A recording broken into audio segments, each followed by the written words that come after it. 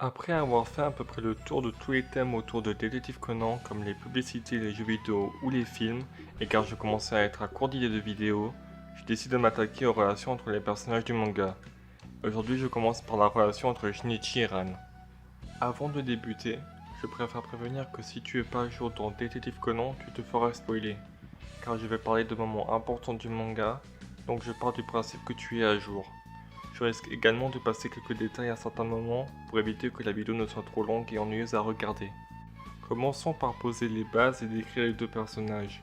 Shinichi Kudo est le fruit de l'union entre Yusaku Kudo, un écrivain de romans à énigmes de renom, surtout connu pour son noble baron de la nuit, et Yukiko Fujimine, une ancienne actrice très connue et qui manie magnifiquement l'art du déguisement. Ran, quant à elle, est la fille de Kogoro Mori, un ancien policier devenu détective privé, et Eri Kisaki, une avocate reconnue car elle a toujours gagné ses procès. Ses parents sont toujours mariés mais vivent séparément. Ran vit avec son père.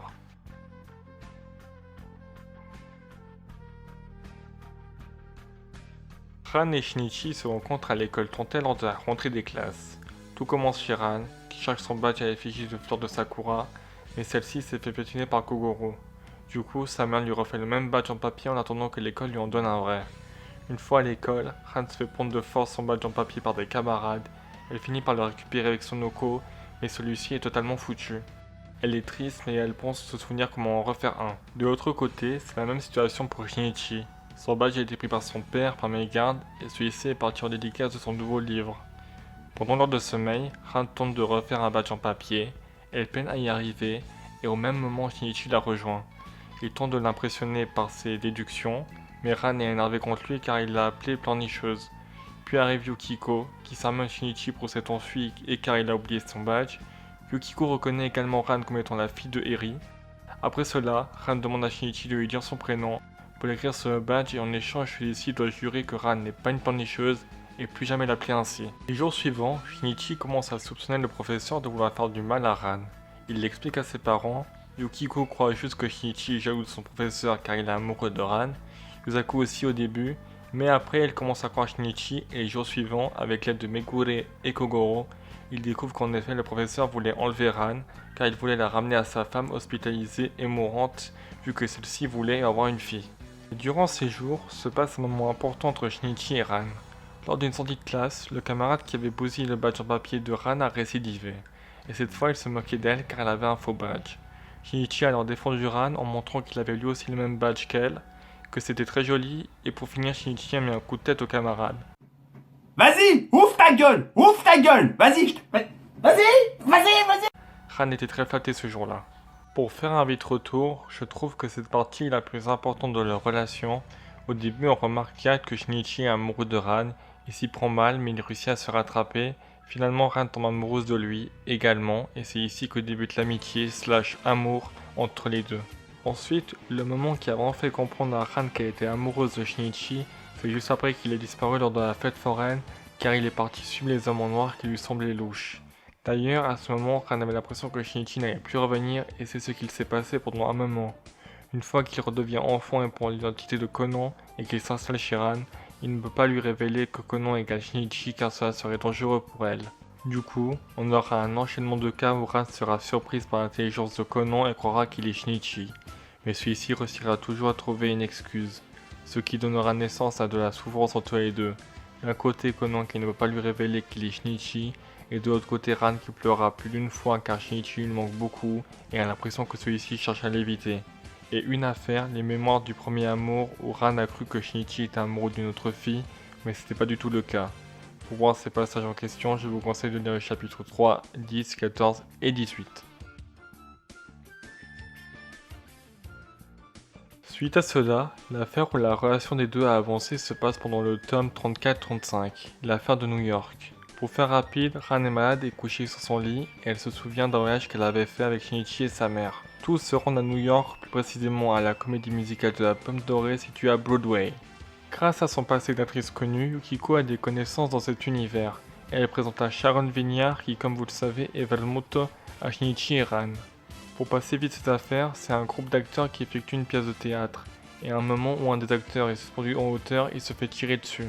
Bref, Shinichi finit par prouver qu'une des actrices l'a tué grâce à un stratagème avec des miroirs, car celle-ci n'a pas accepté que la victime ne quitte la production de théâtre. Shinichi et Ran rentrent à l'hôtel en taxi, mais sur le chemin, Ran fait tomber son foulard par la fenêtre et le vent l'envoyer vers des escaliers de secours en cas d'incendie d'un bâtiment comme ils en ont en Amérique.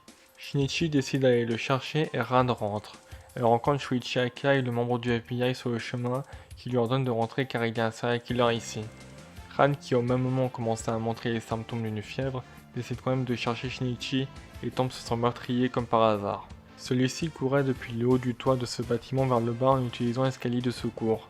L'assassin s'apprêtait à tirer sur Ran, mais la balustrade se casse à ce moment précis et l'homme tombe. Ran le sauve quand même avec l'aide de Shinichi qui arrive à ce moment. Une fois remonté, le meurtrier veut quand même les tuer, mais le silencieux de son arme est tombé par terre et ça ferait trop de bruit s'il tirait avec. Shinichi lui explique cela et le prévient que la prochaine fois il l'attrapera.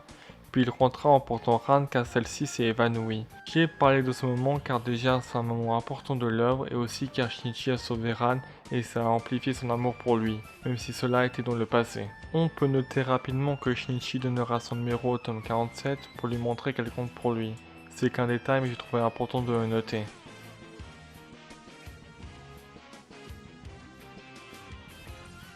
Et il faudra attendre jusqu'au tome 71-72 pour que leur relation passe à un autre cap. Pour cette affaire, je n'ai pas besoin de la résumer précisément. En gros, Ran, Conan et Kogoro étaient au café Poirot. Un chat rentre dedans et Kogoro l'attrape. Juste derrière, une Anglaise arrive et elle pense que Kogoro a retrouvé son chat. Pour le remercier, elle veut tous les inviter à Londres, car elle fait partie de la famille royale. Shinichi est embêté car Conan n'existe pas et donc le seul moyen de pouvoir y aller, c'est de retrouver son corps. Conan simule une grille pour pouvoir venir dans un autre avion avec Dr Agassa. Albara lui donne des pilules lui permettant de redevenir grand et pouvoir aller à Londres. À un moment où Shinichi est en ville avec Dr Agassa, ils sont proches de la grande horloge de Big Ben, et les cloches de celle-ci retentissent pendant qu'il est au téléphone avec Ran. Elle comprend que Shinichi est à Londres et commence à le courser. Elle réussit à le retrouver et fond en larmes. Elle insulte Shinichi de crétin car il ne comprend pas ses sentiments et part en pleurant. Shinichi la rattrape et lui avoue ses sentiments avec ce discours précis. Vous êtes un cas difficile, vous savez, avec toutes ces émotions distrayantes. Même s'il était Holmes, il serait toujours impossible de comprendre. Le cœur d'une fille qu'on aime, comment peut-on déduire avec précision? Cependant, Ran n'a pas répondu à sa déclaration.